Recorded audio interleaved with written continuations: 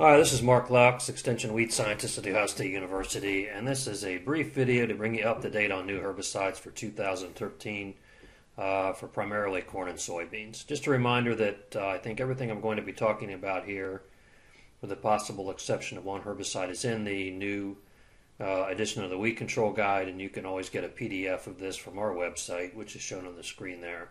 And you can get it at Extension County offices. You can also order it directly from the Extension e-store online, and that should be available by the end of December. So bringing you up to date on new products. We have several new products coming that are based on a new active ingredient called pyroxasulfone. This has been around for a while, actually. It was initially developed by a company called Kumei, and we've worked with it for a long time. So it just took it this long to make it into registered products. It's a group 15 seedling growth inhibitor, so it's the same mode of action as the other acetamides. It's not an acetamide itself, but that is the mode of action that it has, so similar to acetochlor, metolachlor, all those type of products. Has residual activity only, so it's used pre-plant, pre-emergence, although it can go early post-emergence in corn in that situation where you combine it with something else to control the emerged weeds and then you get residual from it. The spectrum of control of this is it's an annual grass herbicide.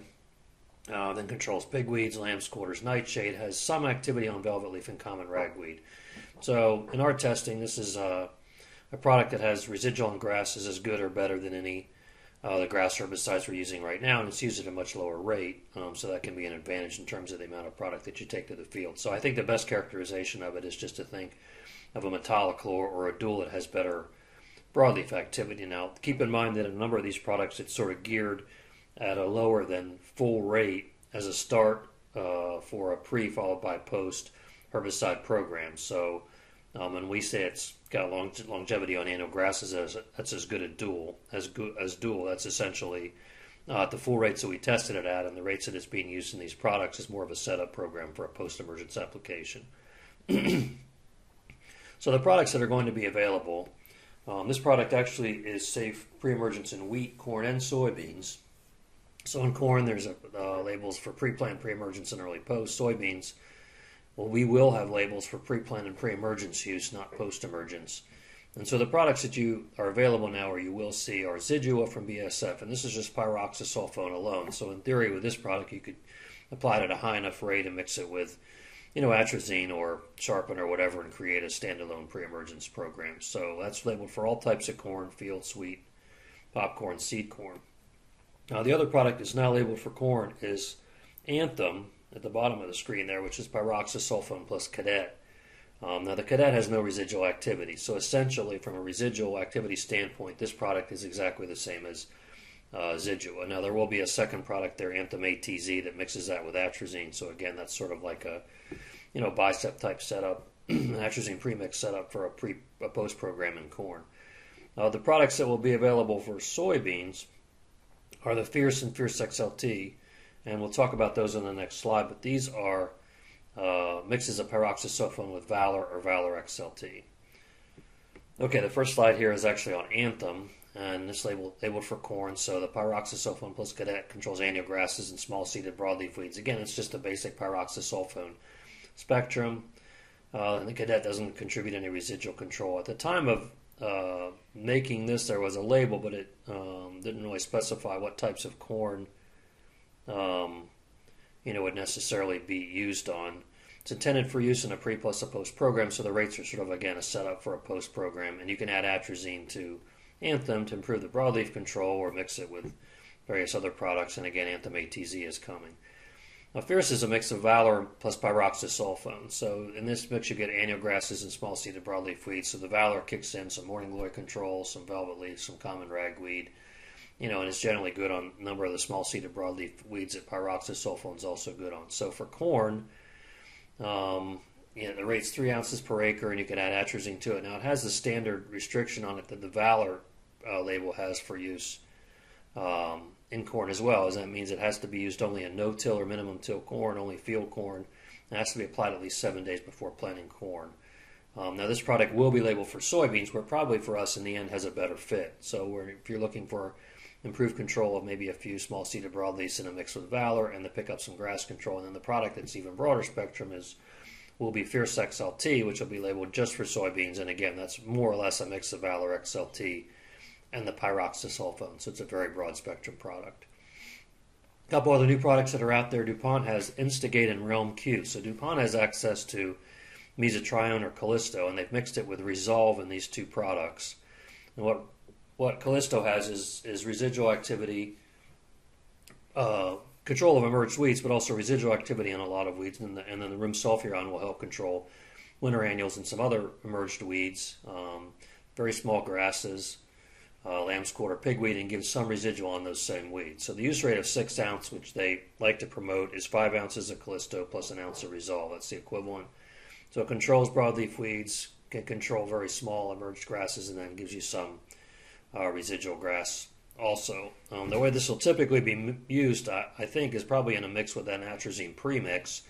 And when you do that, you have activity similar to Lexar or Lumax. So you have the atrazine, the Callisto giving you a knockdown of weeds, and the residual control, a little bit of grass residual from the Resolve, and then obviously with an atrazine premix you have a grass herbicide component, so you're getting residual control there. So, very good. Typically Lexar and Lumax have been very good in no-till situations to burn down weeds, and a mix of Instigate with an atrazine premix would get you there also, and also be about the broadest spectrum product on most of the weeds that we have out there. And the Instigate can go early post up to 2 collar stage, at a lower rate up to 5.4 ounces, and typically needs to go with some methylated seed oil or crop oil plus nitrogen when you're trying to control emerged weeds. Keep in mind that there is an organophosphate insecticide interaction, so if you're back to using organophosphate insecticides, make sure you pay attention to that on the label.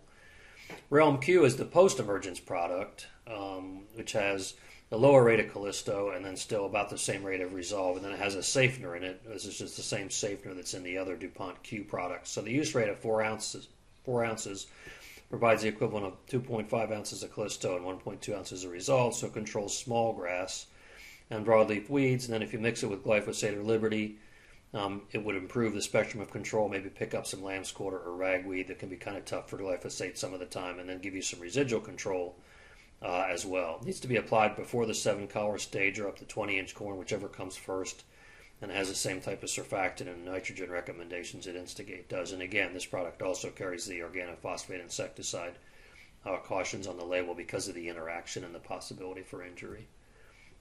A couple of premixes for soybeans being developed by Loveland that are available and being sold by CPS outlets, among others. The first of these is Matador, which is a mix of metolachlor or dual with metribuzin with imazethapyr, which is Pursuit. Use rate is up to 4 pints per acre. What I hear about a lot is the use rate of 2 pints as a setup in a Roundup Ready soybean or Liberty Link soybean program, and that rate gives you the equivalent of a pound of metolachlor, 3 ounces of metribuzin, and the standard sort of soil rate of 2 ounces of Pursuit. So it's a very broad spectrum product. Pursuit is not usually our top choice to get residual control of ragweeds, especially giant ragweeds. So, compared to something that has Climberon or Calansalam in it, the First Rate or Classic, it can be weaker. The metribuzin rounds it out on some weeds a little bit. So it has grass and broadleaf activity on grass and broadleaf weeds, residual control. Not the best choice for ragweeds. And really for mare's tail control, Pursuit is not a strong residual mare's tail control herbicide, especially because a lot of our populations are ALS resistant. So that falls back on the metribuzin to give you residual mare's tail control, and 3 ounces is too low. So you need to add another 5 to 7 ounces of metribuzin to get you to the right rate there. Same type of deal with Intimidator, which is a mix of metolachlor dual plus metribuzin plus fameciphin. Now this is essentially roughly the equivalent of a prefix plus metribuzin, and the use rate of 2.8 pints, which would be a kind of a setup rate for Roundup Ready soybeans, gives you the equivalent of 1.2 pints of Dual 2 Magnum, almost 6 ounces of metribuzin, and 0.9 pints of Reflex. So again, optimizing your residual mare's tail control might require a few more ounces of metribuzin because the dual and the reflex aren't kicking in much there. And again, not really the best choice for giant ragweed. And if you're going to use FlexStar post-emergence at all in beans, this would not be a product that you could use. But again, aside from that, a relatively broad spectrum premix for residual control in soybeans.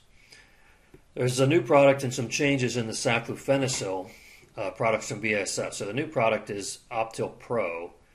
Saflufenicil is Sharpen, and then there's various products that contain that. So Optil Pro is the newest one. It's a co-pack of Optil plus outlook. Now, Optil is a mix of sharpen and pursuit, and then the outlet gives you, it's a low rate of outlook, gives you some control of grasses, residual control of grasses, pigweed.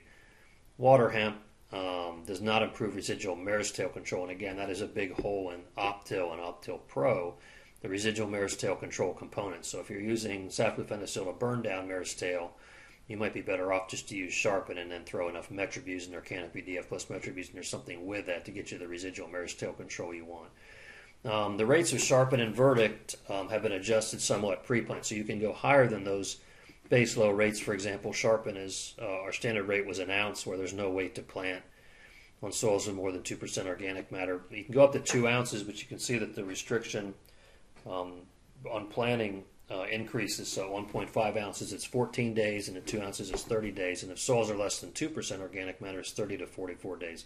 Similar type of thing for verdict, rates of 5 to 10 ounces with 0 to 30 days to plant, depending on the rate and also the soil type. Just an update also on mixing sharpen with other PPO herbicides, because we've kind of gone back and forth on labels on this. The current status of this is that sharpen cannot be mixed with anything that contains Valor or flumioxazin, and that's Valor, Valor XLT, Envive, and Gangster, or applied within 30 days of those products, and the same with Prefix and Intimidator, anything that contains famecipin. There are currently labels for mixing sharpen with Authority XL, Authority First, and Sonic. Up to 4 ounces per acre has to be applied before planting. If it's more than 4 ounces, apply at least 10 days before planting. The sharpen rate is limited to an ounce. Shouldn't be used on coarser soils with low organic matter. And you still need, obviously, glyphosate or Liberty in the mix for burn down. We do not anticipate changes in these labels for the coming spring. So you can mix sharpen with metribuzin, canopy, Scepter, Pursuit, any type of product like that, and has a good fit with, for example, canopy DF, some additional metribuzin, or something else that contains enough metribuzin. But the only one of the PPO herbicides you can mix it with are some products that contain Authority. And just to sort of finish up, not a big deal, but Extreme, which is a premix of Pursuit and glyphosate, which has been used post-emergence in soybeans, now is labeled for use in Roundup Ready alfalfa. So we could use Pursuit on any alfalfa, glyphosate on Roundup Ready alfalfa, and now the premix. So use rates of 2.2 to 4.4 pints, very broad spectrum grass and broadleaf control, and then you get some residual grass and broadleaf control out of the Pursuit. So seedling alfalfa has to be in at least the second trifoliate. Established alfalfa you can apply any number of times, but it kind of depends on which weeds you're targeting. So again, if you're targeting winter weeds, winter annuals, late fall is kind of a good time. And then other weeds possibly late spring. And you need to allow 30 days between application and harvest. And information on where you can get our recommendations and other information, always from the corn newsletter, from our website, where you can again get a PDF of the weed control guide. We post short videos like this one there, and there's other fact sheets available. And then the weed control guide is a source for pretty much all the information that I talked about here today.